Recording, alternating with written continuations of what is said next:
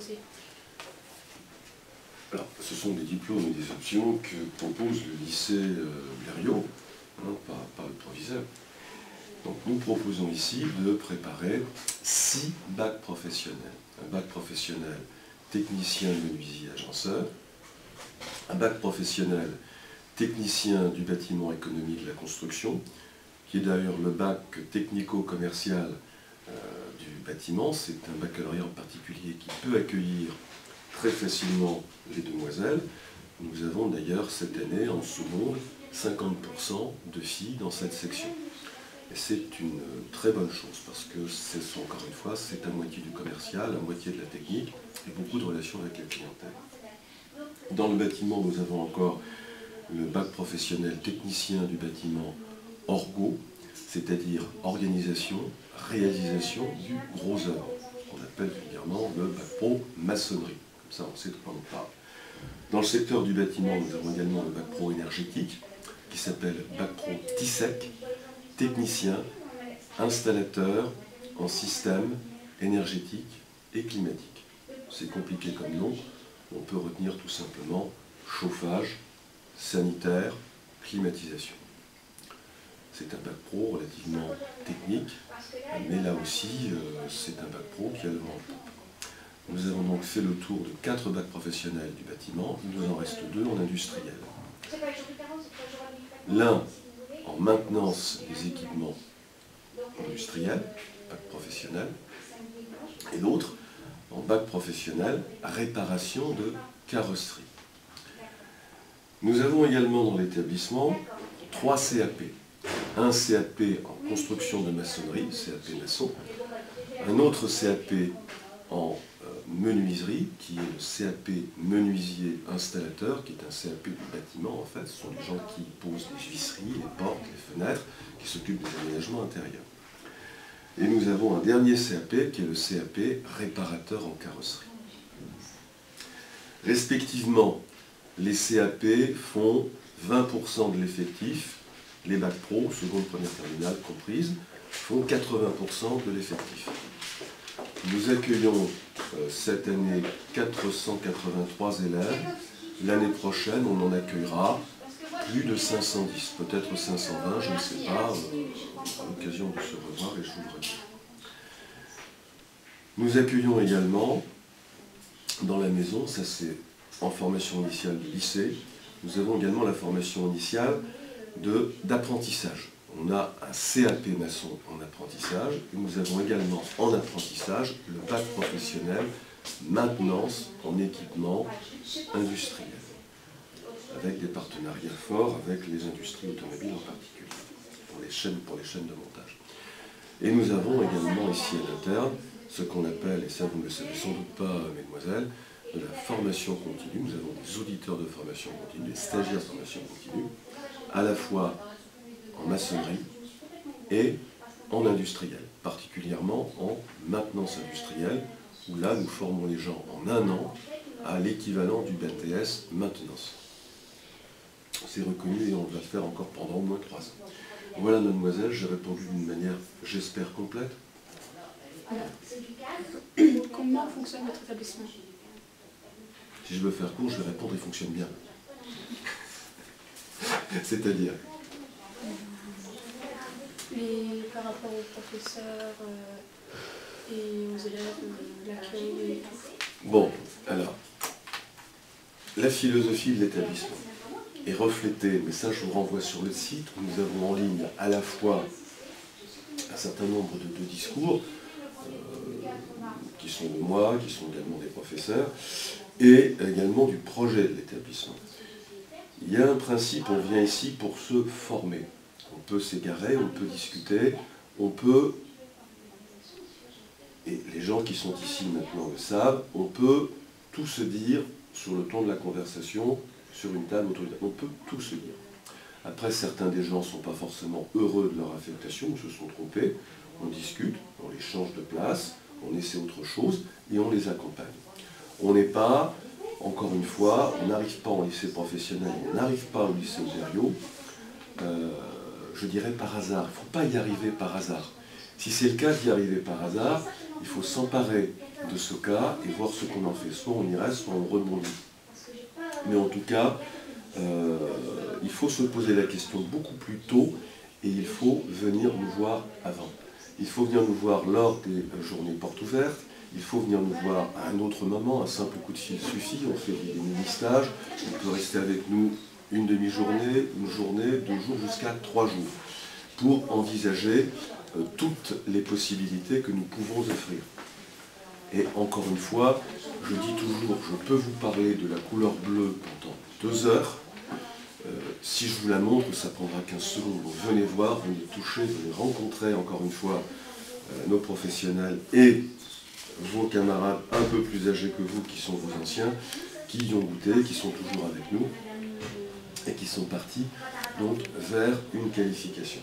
Et là, on ne vous racontera pas d'histoire parce que c'est eux que vous rencontrerez, ce ne sera pas le proviseur, ce ne sera pas le chef d'établissement, ce ne sera pas le professeur, ce sera véritablement du direct et vous toucherez directement à la matière. Là, vous saurez si ça vous intéresse. Quel est le pourcentage de réussite au bac?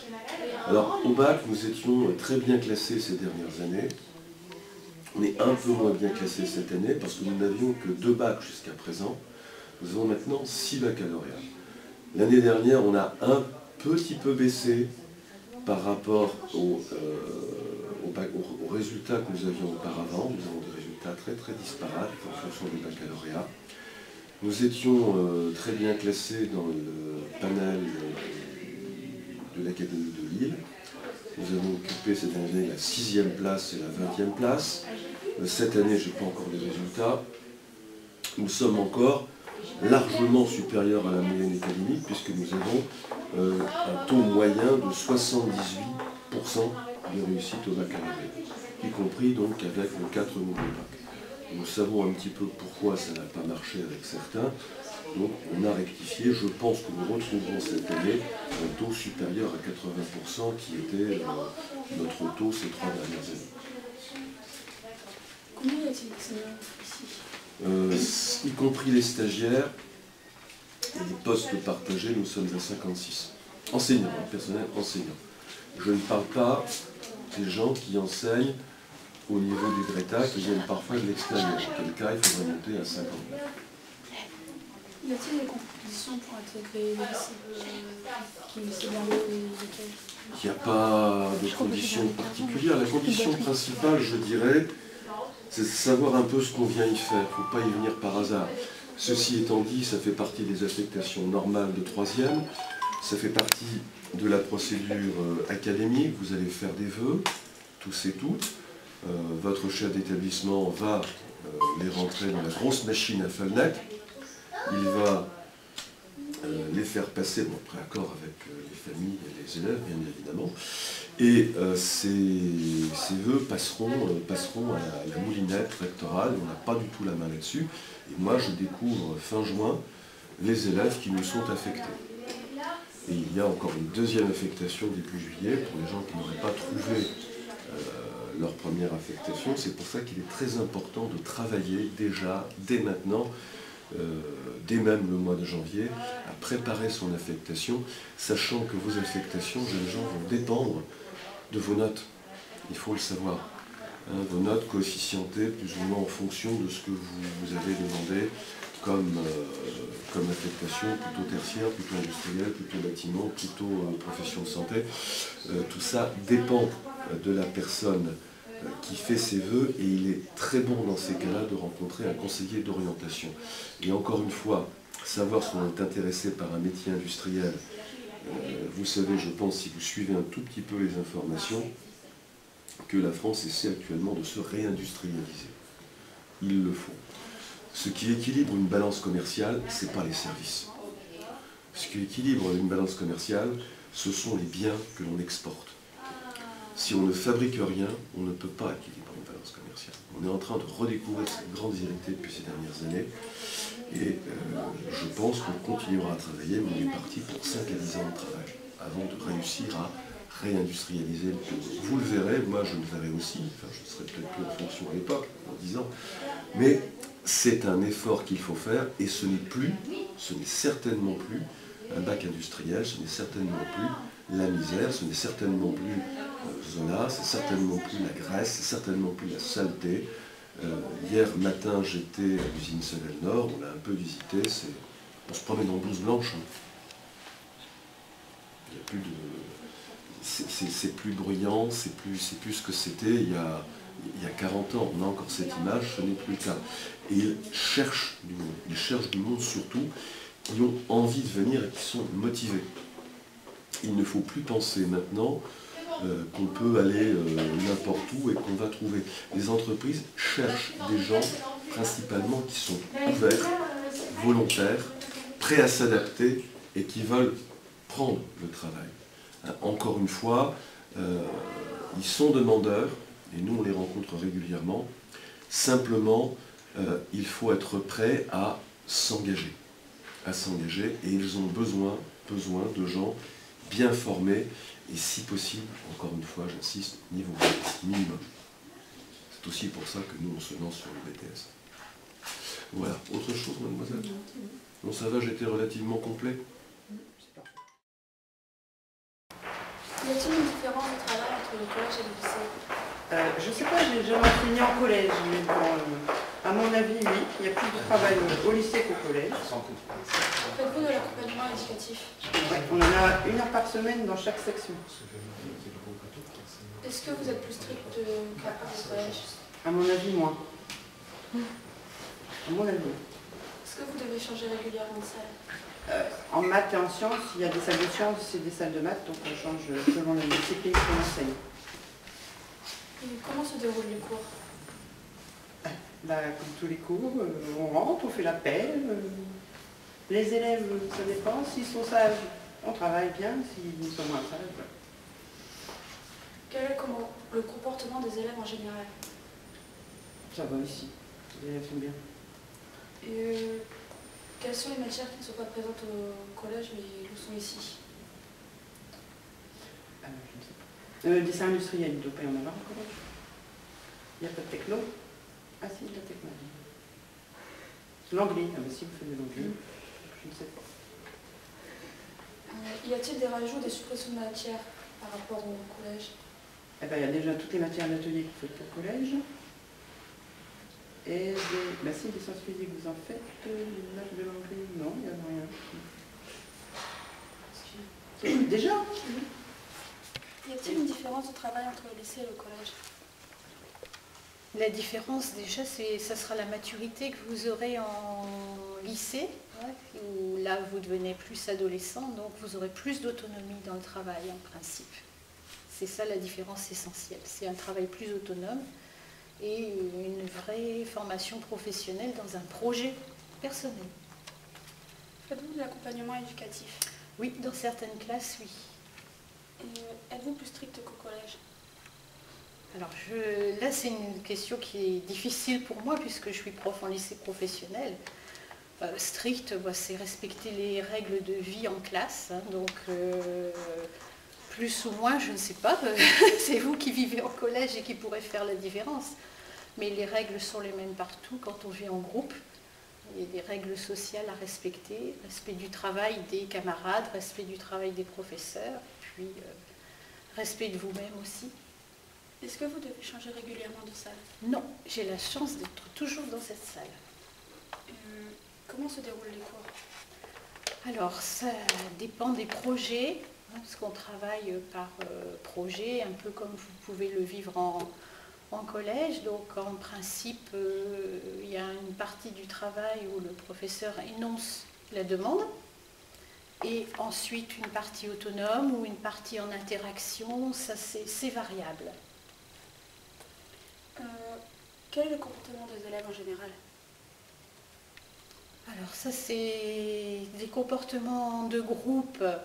Bon, ils peuvent varier d'une classe à l'autre. Les ambiances sont différentes d'une classe à l'autre. Les comportements individuels peuvent varier aussi. Donc c'est difficile de dire globalement. Il y a des classes qui ont une très bonne ambiance de travail, d'autres qui sont moins attentives. Chaque groupe est différent, les individus étant différents, chaque groupe aussi a ses différences. Est-ce qu'il y a des matières qui sont présentes ici mais qui ne le sont pas au collège? Oui, les arts appliqués par exemple. Comme je vous disais, les arts appliqués sont la matière artistique qui vient à la suite des arts plastiques. Les matières professionnelles aussi sont toutes différentes du collège. Selon les formations professionnelles, vous avez les carrossiers, les menuisiers, les maçons, toutes ces formations ont un enseignement qui n'existe pas au collège. Et puis il y a les matières d'enseignement général qui sont le prolongement du collège, comme le français, les maths, l'anglais, là où il y a un prolongement. Est-ce qu'il y a des matières qui sont présentes au collège mais qui ne le sont plus ici? Oui, l'art plastique. Et non, le reste, pour mes souvenirs de collège, j'ai fait un passage mais il y a très longtemps, oui, par l'art plastique, je ne pense pas. Le reste, vous avez que de l'enseignement général, vous avez du sport, du français, de l'anglais, des mathématiques, histoire géo, tout cela continue. Oui.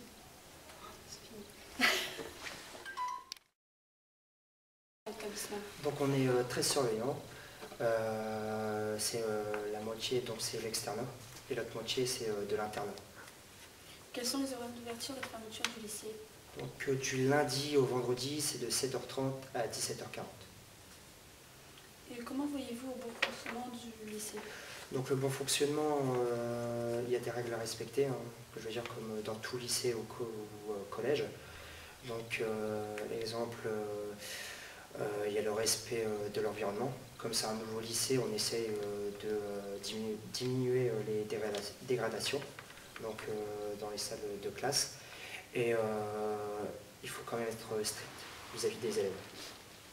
Et est-ce que c'est vous qui sanctionnez les élèves? Donc j'aimerais bien, mais ce qu'on peut faire, c'est faire des rapports. Donc des rapports qu'on apporte au CPE. Et ensuite, c'est le CPE qui donne la sanction. Donc nous, on est, je vais dire, une sorte de transition entre l'élève et le CPE. Voilà. C'est parce que, je veux dire, on n'a pas assez de pouvoir. C'est parce que vraiment, nous, on est surveillants, c'est les surveiller. Et s'il y a des soucis, c'est avec le CPE que ça se passe. C'est parfait. Quels sont vos points de vue vis-à-vis des professeurs?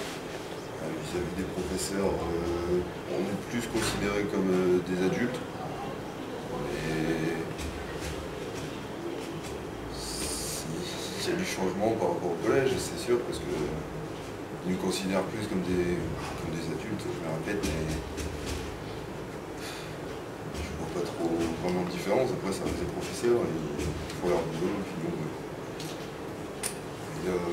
travailler après. Comment trouvez-vous le lycée? Il est tout neuf, donc non, c'est bien d'avoir un lycée tout neuf, parce que moi je suis arrivé tant du Clério qui était encore. Celui-ci était seulement en construction, donc il y a du changement, ça fait plaisir d'avoir un nouveau lycée. Quelles sont les différences collège-lycée? On a plus de liberté.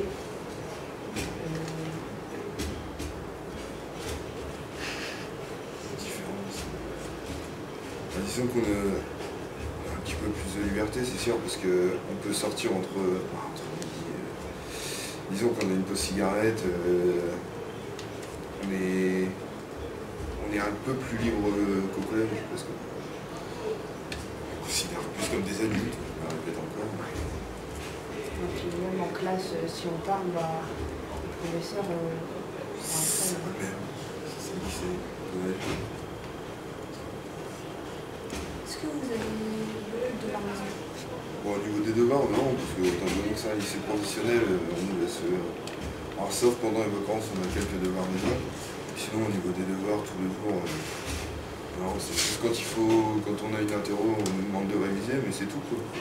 Sinon, au niveau des devoirs... Bah, moi, pour moi, dans mes classes, c'est comme ça. Après, je sais pas les autres classes, mais je pense que c'est partout comme ça. Est-ce que c'est très différent du collège? Beaucoup différents, je sais pas, il y a des différences. Il s'agit de la liberté. Sinon, ça ne change pas trop au niveau des règles, c'est le même coup. Quels sont les avantages et les inconvénients d'être lycéen? Les avantages, les inconvénients, il n'y en a pas vraiment. Ça répète un peu ce qu'on a dit tout à l'heure. On a plus de liberté, Puis les professeurs ne nous prennent pas, nous considèrent moins comme des enfants, ils nous considèrent plus en adultes que... Sinon il n'y a pas vraiment d'avantages ou d'inconvénients. On nous considère plus comme adultes.